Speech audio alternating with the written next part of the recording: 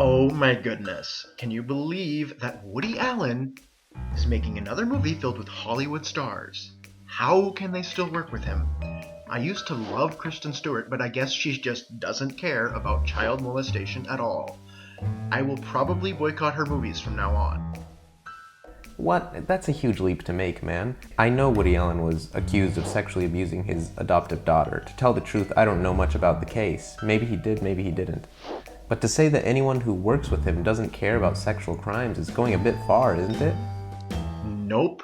If you are working with a child molester, that means you don't care at all about what they did. Whoa, whoa, for one thing, the case is very ambiguous to many people and these actors are busy.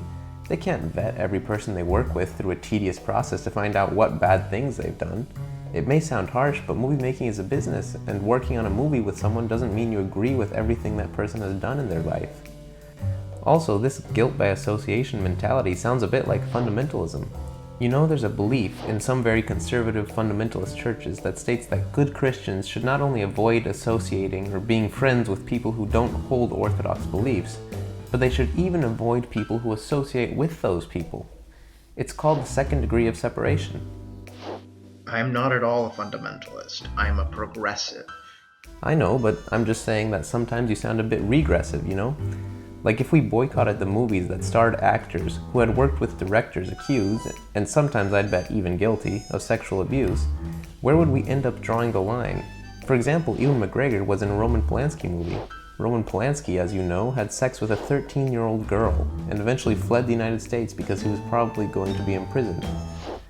If Ewan McGregor condones pedophilia simply because he worked with Polanski, then we can say George Lucas does because George Lucas and Ewan McGregor worked together for years on Star Wars.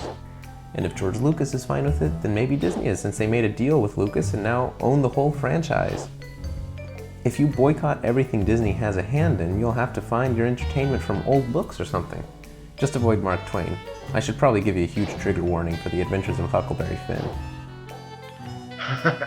Okay, but I'm still not going to watch anything made by Woody Allen. Yeah, well, whatever. They're all pretty much the same movie anyway.